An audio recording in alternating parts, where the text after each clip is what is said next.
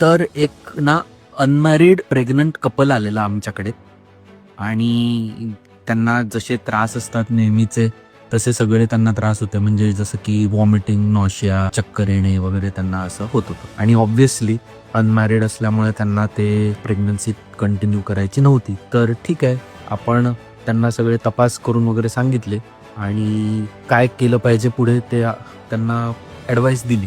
आणि हे सगळं झाल्यानंतर त्यांनी आम्हाला विचारलं की ह्या गोळ्या तर आम्हाला बाहेरून अशाच मिळू पण शकतात, तर मग आम्ही हे सगळं कन्सेंट करणं आणि पेपरवर्क करणं आणि साईन करणं कशाला गरजेचं आहे. एनिवे खर्च जो आहे तो आमचा वाचेल जर आम्ही बाहेरून अशा गोळ्या घेतल्या.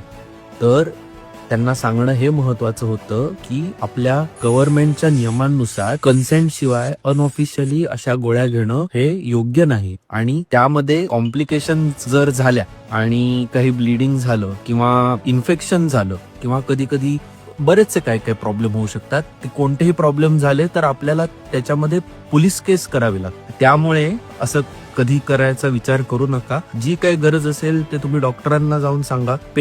डॉक्टर पेशंट कॉन्फिडेन्शियालिटी नावाचा एक गोष्ट असते, म्हणजे गुप्तता सगळी मेंटेन होते. त्यामुळे पूर्ण विश्वास ठेवा की तुमच्यासाठी जे योग्य आहे तेच तुमचे डॉक्टर काय करते.